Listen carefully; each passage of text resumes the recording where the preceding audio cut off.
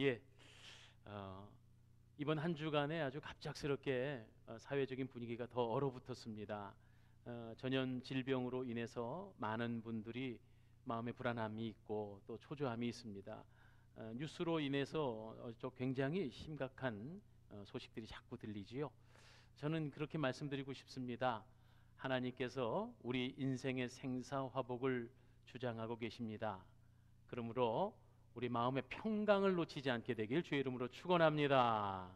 또한 우리가 사람 된 도리를 잘해서 위생관리를 철저히 하시고 이럴 때일수록 거룩하게 깨끗하게 살아서 이 모든 고난들을 넉넉히 승리로 이끌어 가시는 저와 여러분 우리 사랑의 동산교회 성도들 우리나라 우리 민족이 되어지기를 간절히 소원합니다. 예, 제가 지난 5주 동안이요 여호와 하나님의 대표적인 이름 한번 우리 더듬어 볼까요? 여호와는 나의 목자 되십니다. 여호와 로이. 또 뭐가 있었나요? 여호와 평강이십니다. 여호와 샬롬. 또요. 여호와 우리를 치료하시는 라파 되신 하나님. 우리 위해 앞서가시고 준비하시는 여호와 이레 되신 하나님. 또 우리와 함께 계시는 거기 계신 하나님 여호와 삼마 되신 하나님. 이렇게 5가지를 살펴봤지요. 오늘은 여호와 니시입니다. 출애굽기 17장에 기록되어 있는 사건을 놓고 여호와 니시라고 모세가 제단을 쌓고 그 이름을 여호와 니시라고 불렀는데요. 이것은 깃발이란 뜻입니다. 승리를 상징하지요. 하나님께서 우리에게 승리를 가져다 주시는 분인 줄 믿으시기를 바랍니다. 그런데 이 승리라는 것은 전쟁이었단 말이지요. 전쟁이 바로 아말렉과의 전쟁이었습니다. 출애굽기 15장에 보면 마라의 쓴물이 단물로 변하여 여호와 라파의 사건이 있었지요. 그 앞서 14장에는 애굽의 종살이를 끝내고 홍해 바다가 갈라진 놀라운 기적을 경험합니다.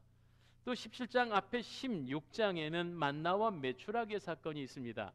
순간순간이 기적의 연속이요. 정말 한 번도 경험해 보지 못한 놀라운 하나님의 은혜를 힘입었던 이스라엘 백성입니다. 자, 그런데요.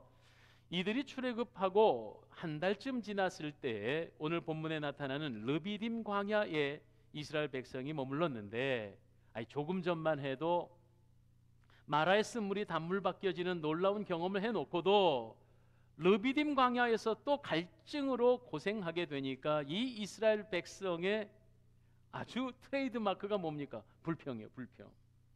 모세를 향해 불평하고 하나님을 향해 원망하기 시작했습니다. 저는 여기서 한 가지의 명제를 발견합니다. 원망은 시험거리를 가져다 온다는 거죠. 그러나 원망을 바꾸어 기도하면 기적이 일어납니다. 그래서 저는요 원망의 반대말이 뭘까요? 이렇게 물어봤을 때 저는 기도다 이렇게 말을 할 수 있습니다. 뭐 문법적으로 맞다는 뜻이 아니고 원망의 반대는 기도다. 원망은 원망을 낳고 불행한 일이 다시 꼬리를 물게 되지만 원망하지 않고 기도하면 기적이 이루어지는 줄 믿습니다. 오늘 내용이 바로 그것입니다. 원망하지 말고 기도합시다. 원망은 땅에 떨어지지만 기도는 하늘로 상달됩니다. 하나님의 백성은 하나님은 원망하는 소리에 응답하지 않으시고 기도에 응답하십니다. 오늘 여기 본문의 말씀 8절부터 읽었는데 자, 이 르비딤 광야에서 하나님을 불신하고 모세를 원망한 이스라엘 백성에게 하나님께서 시험거리를 주십니다. 바로 아말렉들이 쳐들어온 것입니다. 생각해 보세요. 아직 국가의 모양을 갖추지도 못했을 때고 애굽에 종살이 하다가 출애굽한 지 한 달밖에 되지 않은 말 그대로 비무장의 훈련도 되지 않은 어찌 보면은 군사적으로는 오합지졸 같았던 이스라엘 백성입니다. 그런데 그들에게 아말렉 군대가 쳐들어왔으니 얼마나 큰 위기입니까? 저는 이 아말렉이 쳐들어왔을 때 우연이 아니다. 참 이것은 타이밍이 절묘하다. 영적인 진리가 있습니다. 원망하면 아말렉이라고 하는 적의 방문. 그러니까 한마디로 말해서 우리가 원망하고 불평하고 마음의 분노를 갖게 되면 마귀가 와서 시험거리를 준다고요. 에베소서 4장 27절에 보니 바울은 마귀에게 틈을 주지 마라 이랬거든요. 그러므로 우리는 원망하는 것이 얼마나 영적으로 손해보는 것인가 하는 것을 잘 알아야 하겠습니다. 조금 전만 해도, 한 달 전만 해도 홍해를 건너게 하시고 만나와 메추라기를 먹이시고 마라의 쓴물 단물 바꾸어 주시는 그 하나님을 믿지 못하고 르비딤 광야에서 모세를 원망하고 하나님께 불평했습니다. 그럴 때 바로 아말렉의 기습 공격이 오게 된 거지요. 이거 신앙적으로 잘 보면은요, 마귀가 이렇게 하나님의 백성들을 넘어뜨린다는 겁니다. 그런데 아무나 넘어뜨리는 게 아니고 하나님 앞에 불신종하고 그리고 불평하고 원망하면 마귀의 표적이 됩니다. 그 외 동물의 왕국 같은 그 다큐멘터리 프로그램에 보면 초원의 맹수들이, 사자나 뭐 이런 맹수, 치타 같은 맹수가 뭐 사슴 무리가 막 수백 마리가 있는데 그냥 뛰어들어가서 사슴을 잡아먹는 게 아닙니다. 무리 중에도 꼭 뒤처진 개체가 있을 겁니다. 뒤처진 녀석, 연약한 녀석을 그것을 공격하여 잡아먹는다는 거죠. 마귀도 이와 마찬가지여서 우리의 신앙의 태도가 하나님 앞에 불순종하고 불평하며 원망하면 때는 요때다 마귀의 표적이 된다는 사실을 우리는 잘 기억해야 합니다. 여기서 한 가지 더 살펴볼 것은 그러면 아말렉이 어떤 족속이냐 하는 것입니다. 아말렉에 관해 조금만 더 공부해 보지요. 아말렉은요, 여러분 잘 아시는 이삭의 쌍둥이 아들 에서와 야곱, 그런데 이 에서의 후손이 아말렉 족속입니다. 에서가 누굽니까? 팥죽 한 굿으로 그 소중한 장자권을 함부로 팔아버린 그런 어리석은 사람입니다. 에서는 육적인 사람, 세상 사람의 대표적인 인물이 에서다 이렇게 말할 수 있고, 그 에서의 불순종과 세속적인 삶이 바로 그 에서의 후손들에게 이어져 왔다. 그 대표적으로 아말렉 족속이다. 한마디로 이것을 영적으로 얘기하면 세속적인 것이요 마귀로 해석할 수 있습니다. 그러니까 다시 종합해 보면 불평과 원망이라는 것은 바로 마귀의 속성, 그러니까 죄악 가운데 있었던 이스라엘 공동체 안에 마귀가 쳐들어온 것이다 이렇게 말할 수가 있겠습니다. 그렇습니다. 오늘도 마귀는요 성도들을 넘어뜨리려고 우는 사자같이 삼킬 자를 찾는다 그랬는데, 누가 마귀의 올무에 걸리게 되느냐? 아무나 걸리는 게 아니고 불평하고 원망하며 불순종하는 자들이 이 마귀의 시험에 걸려 넘어지기가 쉽다 이렇게 결론을 내려볼 수 있겠습니다. 자, 그런데 오늘 핵심은 그게 아니죠. 이 싸움에서 누가 이겼습니까? 이스라엘이 이겼습니다. 이것은 사실은 기적입니다. 그러면 어떻게 이길 수 있었을까요? 할 때 우리가 잘 아는 것처럼 모세가 하나님 앞에 기도하였습니다. 그렇습니다. 영적 전쟁이 끝없는 이 시대를 살아가면서 하나님의 백성들이 어떻게 마귀의 시험에서 이길 수 있고, 또한 세상 가운데서 우리가 승리, 여호와 니시의 깃발을 날릴 수 있을까요? 그것은 첫 번째 모세처럼 기도하는 것입니다. 기도라는 것이 무엇일까요? 오늘 11절에 보니까 모세의 기도가 좀 남달랐습니다. 모세가 손을 들어 기도하였습니다. 우리 교회에서도요, 우리 새벽 예배 때 꼭 참석하시는 모 장로님은 불을 끄고 이제 말씀이 끝나고 함께 기도합시다 하면은요 번쩍 손을 드세요. 저는 강단에서 귀한 분을 바라보면서 얼마나 마음이 좀 흐뭇하고 또 은혜가 되는지 몰라요. 여기서 두 손을 들어 번쩍 두 손을 들어 기도하였다는 것이 무엇을 의미하는 걸까요? 첫째로 저는 이렇게 해석합니다. 하나님, 이 손 붙잡아 주세요. 생을 살아가며 내 힘으로 살지 못합니다. 정말 강하신 분께서 우리를 붙잡아 주셔야 돼요. 두 손을 높이 들고 주님, 이 손 붙잡아 주세요. 철저한 하나님께 의지하는 태도가 바로 두 손을 든 기도다 이렇게 생각해 보았습니다. 또 두 손은 어떨 때 드나요? 두 손은요 항복할 때 드는 겁니다. 그렇죠? 예. 항복이 뭡니까? 이제 나는 내 주권이 없습니다. 당신의 뜻대로 나를 맡깁니다. 선처를 바랍니다. 이런 거 아니겠어요? 하나님 앞에 두 손을 든 모세의 기도는 항복합니다. 나의 고집을 내려놓습니다. 나의 생각과 나의 경험들을 다 내려놓습니다. 주님, 주님 나를 사용하옵소서. 이렇게 기도하는 것이 두 손을 드는 기도다라고 저는 생각이 되었습니다. 사랑하는 여러분, 우리는 하나님 앞에 기도할 때 육신적으로 두 손을 드는 것도 좋겠지만 또 어쨌든 우리의 마음에 두 손을 들고 주님 항복합니다. 내 삶을 주님께 맡겨드립니다. 나를 인도하여 주옵소서. 할렐루야. 이렇게 기도할 때 하나님은 승리를 주셨다는 사실을 우리는 기억해야 하겠습니다. 백성들은 불평합니다. 그러나 모세는 하나님 앞에 부르짖었습니다. 이것이 이스라엘 백성을 전쟁에서 아말렉의 손에서 사단의 손에서 구할 수 있었던 첫 번째 승리의 비결이었다. 그런데 두 번째 승리의 비결은 무엇이냐 하면은요, 11절에 이렇게 나오지요. 모세가 손을 들고 기도를 할 때는 이스라엘이 이기고, 그러나 육신을 가졌고 모세는 이미 80세가 훌쩍 넘으신 노인 아닙니까? 그러니까 손을 마냥 들고 이길 수 있을 때까지 견디기가 아마 어려웠던 것 같습니다. 손이 필요하니까 뚝뚝뚝뚝 떨어지지요. 그때 누가 있었나요? 그렇게 여러분 잘 아시는 아론과 훌과 아론이 모세의 양발을 받쳐 쳐 들었습니다. 그리고 그 기도가 가능할 수 있도록 함께 기도한 모습이 나옵니다. 이것은 두 번째 승리의 비결을 우리가 배울 수 있지요. 그것은 바로 선한 동역입니다. 아름다운 일에 함께 동역하는 것입니다. 특별히 기도는요, 혼자 할 때보다 함께 할 때 능력이 나갑니다.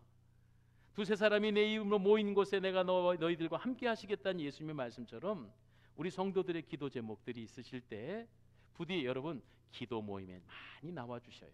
그리고 함께 중보하며 기도할 때 두세 사람이 모여 의로운 이들을 위해 기도할 때 역사하는 힘이 크다 그랬고요. 그래서 우리가 합력하여 기도하는 것이 참 중요합니다. 그런데 한 가지 더 주목할 것은 뭐냐면 지금 동역자이신 아론과 훌이 누구냐 하는 것입니다. 아시는 것처럼 아론은 모세의 친형입니다. 그렇죠? 형입니다. 형님이에요. 훌은 누구냐? 이 훌이 누구냐 하는 것에 많은 성경학자들이 연구에 의하면 요세푸스의 주석에 모세의 누이된 미리암이 있지요. 미리암의 남편이 바로 훌이다 이렇게 말합니다.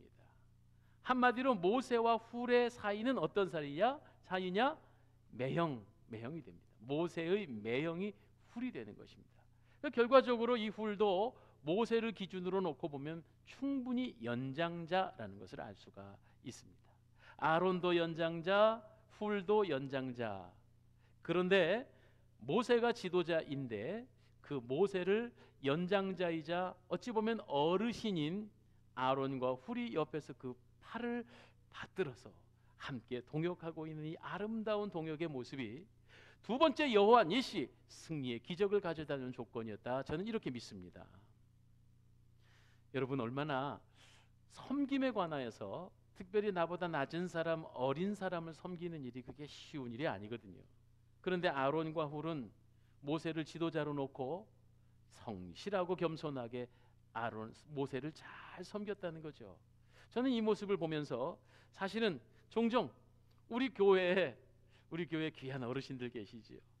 이미 은퇴하셔서 연세가 지긋하신 우리 장로님, 또 이제는 희끗하여 머리가 휘어지시고 허리가 굽으신 우리 권사님들, 어찌 보면은 이 부족한 종이 이제 50대 중초반이니까 여러분 뵈실 때는 조카뻘도 아니 아들뻘 정도 되는 이 한참 어린 사람을 그저 하나님이 세우신 종이다 생각하고 겸손하게 존대해 주시고 뒷바라지 해 주시고 오늘 또 귀한 우리 장로님께서 기도해 주실 때 이 종을 위해서 중보해 주시고 하는 이런 겸손이야말로 정말 모세가 승리를 이끄는 기도의 주인공이 되게 한 아론과 훌의 헌신이다. 할렐루야. 얼마나 감사한지 몰라요. 이런 귀하신 겸손의 아론과 훌과 같은 헌신으로 인해서 또 우리 당회 장로님들도 이렇게 시무 장로님들 뵈면 대부분 저보다 다 연장자시거든요. 그런데도 얼마나 정중하시고 깍듯이 목사를 편에 서주시고 도와주시는지 몰라요. 이런 아름다운 전통이 우리 교회 90년의 역사로 이렇게 흘러와 있더라고요. 교회가 분란이 없고 또 어려움을 겪지 않고 이렇게 편안하며 행복한 교회가 된 것은 바로 아론과 훌의 역할을 하신 우리 교회 귀하신 어르신들, 은퇴하신 귀한 믿음의 선배님들의 덕분인 줄 믿고 감사를 드립니다. 또 한 가지 놓치지 말아야 할 동역이 있는데요, 여호수아입니다. 자, 모세는 기도했고 여호수아는 전쟁터에 직접 명령을 받아 나가 싸웁니다. 아말렉과 싸웁니다. 그런데 잘 생각해 보세요. 여호수아가 아니 당신은 뭐 편안하게 앉아 있고 나는 죽음의 전쟁터에 나가 싸우란 말입니까? 당신이나 나가세요. 이렇게 되면 싸움이 안 되는 거예요. 그러나 성경 어디에 봐도 여호수아가 모세의 명을 받들어서 무슨 반항을 했다든지 거절을 한 것이 아니라 그대로 아말렉과 싸우러 나갑니다. 이게 사실은요, 우리는 글로 봐서 이렇지 생각해 보세요. 전쟁을 한 번도 해보지 못했던 비무장의 사람들입니다. 고작해야 출애굽할 때 아마 세간살이 들고 나왔을 거예요. 뭐 무기가 변변하게 있었을까도 싶습니다. 그럼에도 불구하고 나가 싸우라 하는 지도자의 명령에 따라 순종하며 나가서 목숨을 걸고 싸운 것이나 다름없다, 이런 얘기죠. 이러한 동역 때문에 승리를 가능하게 된 거지요. 우리 교회도 가만히 살펴보면요, 오늘 지금 이 순간에도 이름도 빛도 없이 구석구석에서 애쓰시는 우리 교회 성도님들이 계세요. 비가 오나 눈이 오나 주차장에서 차량 안내를 하시면서 성도들 편안하게 주차하실 수 있도록 도와주시는, 난 주차 관리하시는 집사님들 뵐 때마다 늘 부끄럽고 죄송스럽습니다. 너무 감사합니다. 식당에 봉사하시는 우리 집사님들, 우리 여성도님들 보면 얼마나 땀을 빼고 또 고생을 하시고 그냥 하루 전날 이틀 전날 와서 시장 보고 애쓰시는 거 보면 얼마나 감사한지 몰라요. 지금도 교회 학교에서 유치부, 영아부, 어린이부서, 청소년부서에서 어린 생명들 가르치며 한 영혼 놓치지 않으려고 눈물 뿌리며 기도하고 애쓰는 우리 선생님들, 뭐 일이 말할 것이 없지요. 식사 시간에 식사도 못 하시고 우리 재정부에서 재정 관리하시고, 성가대 연습 남들보다 2-3시간씩 일찍 오고 일찍 집에 가며 연습하고, 뭐 이루 말할 수가 없는 수많은 동역자들의 헌신을 통해서 우리 사랑의 동산교회가 이렇게 아름답고 행복한 교회로 부흥 성장하고 있습니다. 할렐루야.